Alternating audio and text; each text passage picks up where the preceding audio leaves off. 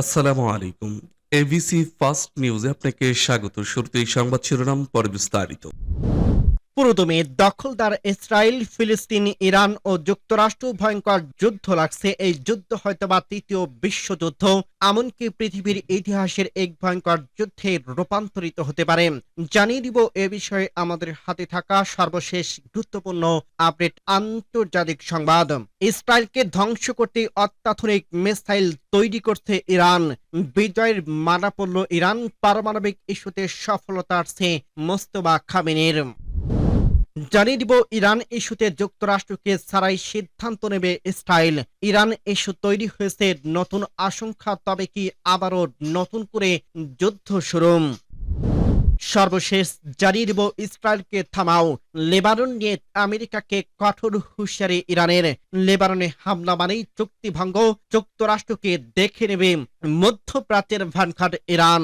শুনছিলেন সংবাদ শিরোনাম, এরপর বিস্তারিত। তার আগে অনুরোধ থাকবে, ভিডিওটি যদি ভালো লেগে থাকে ভিডিওটিতে একটি লাইক এবং কমেন্ট করে জানিয়ে দিন ভিডিও সম্পর্কে আপনার মূল্যবান মতামত, এবং আরো কমেন্ট করে জানিয়ে দিন ভিডিওটি আপনি কোথা থেকে দেখছেন এবং শুনছেন।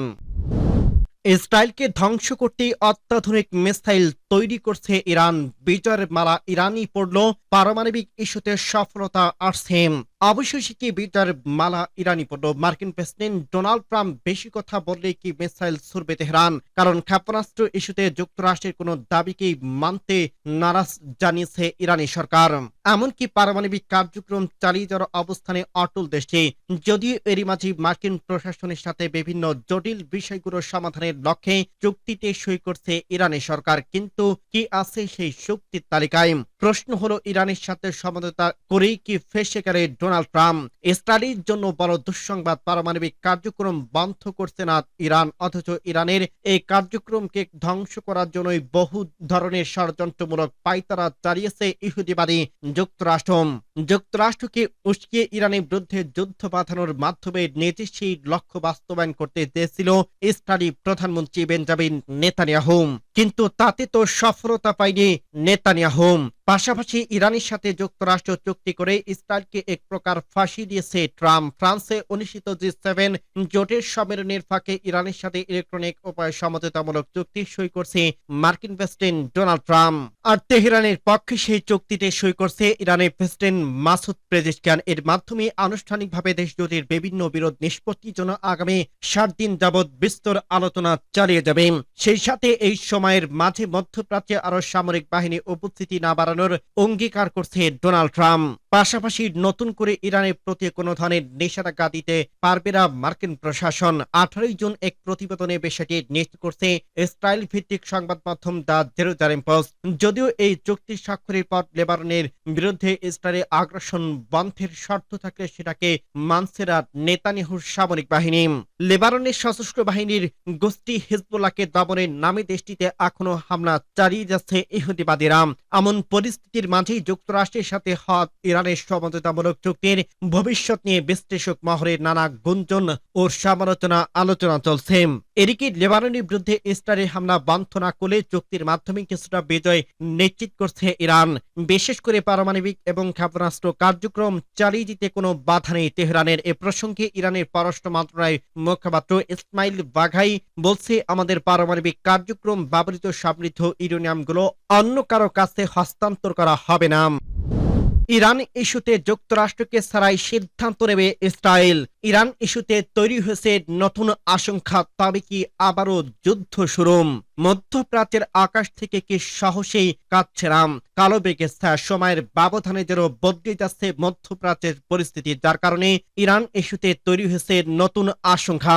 তবে কি সরাসরি কোনো আলোচনাতে বসছে না যুক্তরাষ্ট্র এবং ইরানের সরকার প্রধানরা? কয়েকদিন আগে পাকিস্তানের প্রধানমন্ত্রী শাহবাজ শরীফ বলছিলেন শুক্রবারে অনুষ্ঠিত হবে ইরান যুক্তরাষ্ট্রের মধ্যকার সরাসরি বৈঠক, কিন্তু এখন আবার পাকিস্তানের সরকার প্রধান বলছে ভিন্ন কথা। ইরান ইস্যুতে আসলে কোন দিকে যাচ্ছে কূটনৈতিক লড়াই? দুই পক্ষের মাঝে এত উত্তেজনা তৈরির পেছনে আসল রহস্যটা কি? ইসরায়েলের উস্কানিতে সাড়া দিয়ে ইরানের বিরুদ্ধে যখন তুমুল হামলা চালাচ্ছিল যুক্তরাষ্ট্রের সামরিক বাহিনী, ঠিক তখনই মধ্যস্থকারীর ভূমিকায় নিজের নামটি লেখায় পাকিস্তান। যদিও সেই যুদ্ধ ইহুদিবাদীদের এক প্রকার পরাজয় হয়েছে বলে দাবি বিশ্লেষকদের। কারণটা বেশ পরিষ্কার, ইরানের ক্ষতি করতে এসে মধ্যপ্রাচ্যে এখন যুক্তরাষ্ট্রের নিজেরাই রয়েছে চরম অস্বস্তি ও সংকটের মুখে। তবে মার্কিনীদের এই বিপদ থেকে উদ্ধার করতে কিছুটা হলেও সাহায্য করছে পাকিস্তান। ক্ষয়ক্ষতির দিক থেকে ইরানেরও অনেক দুর্ভোগ পোহাতে হচ্ছে।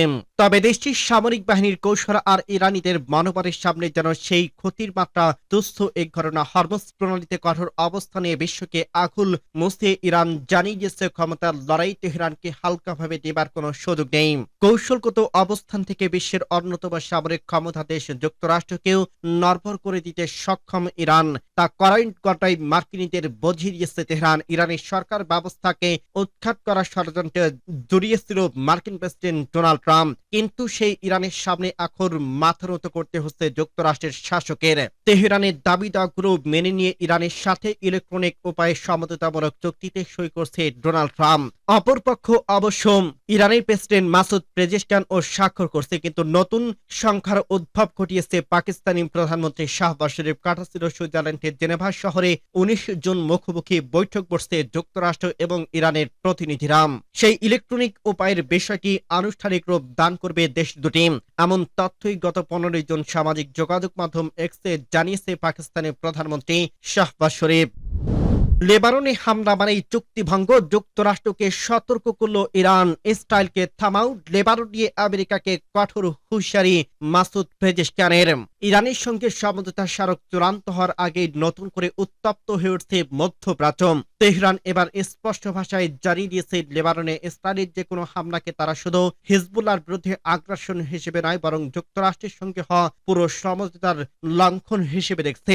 আর প্রয়োজনীয় অন্য পক্ষগুলোকে বাধ্য করতে সব ধরনের উপায় ব্যবহারের হুঁশিয়ারি দিয়েছে তেহরান। তেহরানের ভাষ্য অনুযায়ী যুদ্ধ থামানোর যে সমঝোতা হয়েছে সেটি কেবল ইরান ও যুক্তরাষ্ট্রের মধ্যে সীমাবদ্ধ নয়। তাদের দেশটিতে এক পক্ষ রয়েছে ইরান হিজবুল্লাহ, অন্য পক্ষ রয়েছে যুক্তরাষ্ট্র এবং ইসরায়েল। তাই যুদ্ধের অবসান বলতে শুধু ইরানের হামলা বন্ধ হওয়াকেই বোঝাচ্ছে না, অর্থাৎ লেবাননের সংঘাতের সমাপ্তি। সংবাদ মাধ্যম আল জাজিরার প্রতিবেদন প্রকাশ পেয়েছে এই তথ্য।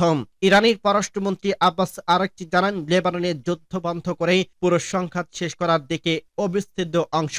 তার মতে যুদ্ধের সমাপ্তি মানে দখলদারিত্বের সমাপ্তি। সে কারণে এখন থেকে লেবাননে ইসরায়েলের যে কোনো হামলা বা সেখানে সেনা উপস্থিতি বজায় রাখা তারা সমঝোতার স্মারকের লঙ্ঘন হিসেবে দেখছেন। এদিকে এই বক্তব্য এমন এক সময় এসেছে যখন ইসরায়েল দাবি করছে যে দক্ষিণ লেবাননে তাদের বাহিনী দেখে এগিয়ে আসা সশস্ত্র ব্যক্তিদের লক্ষ্য করে তারা হামলা চালিয়েছে। অন্যদিকে হিজবুল্লাহ জানায় প্রতিক্রিয়া হিসেবে তারা ক্ষেপণাস্ত্র এবং ড্রোন ব্যবহার করে আঘাত করছে ইসরায়েলি বাহিনীর ওপর। তবে ইরান ও যুক্তরাষ্ট্রের মধ্যে সমঝোতার ঘোষণা সামনে আসার পরও ইসরায়েল জানায় দক্ষিণ লেবাননে গড়ে তোলা তাদের নিরাপত্তা অঞ্চল থেকে সেনা সরানোর কোনো পরিকল্পনা নেই। এমন অবস্থায় দেশটির ভেতরে তৈরি হয়েছে বিতর্ক। ইসরায়েলের অনেক কর্মকর্তা অবশ্য প্রকাশ্যে সমালোচনা করছে এই সমঝোতার। এদিকে তেহরানে আয়োজিত এক সংবাদ সম্মেলনে ইরানের পররাষ্ট্র মন্ত্রণালয়ের মুখপাত্র ইসমাইল বাঘাই দিয়েছে এক বার্তা। তিনি বলছেন, লেবাননের যুদ্ধ বন্ধ করাকে ইরান সবসময় গুরুত্ব দিয়েছে, আর প্রয়োজন হলে অন্য পক্ষগুলোকে তাদের দায়িত্ব পালন করতে বাধ্য করছে তেহরান। তেহরানের সব ধরনের উপায় ব্যবহার করবে এবং এই অবস্থানের জন্য ইরানের প্রতি কৃতজ্ঞতা জানিয়েছে হিজবুল্লাহ। সংগঠনটি এক বিবৃতিতে বলছে, লেবাননকে যুদ্ধবিরতি প্রতিক্রিয়ার অংশ করার ব্যাপারে ইরানের দৃঢ় অবস্থানের জন্য তারা কৃতজ্ঞ।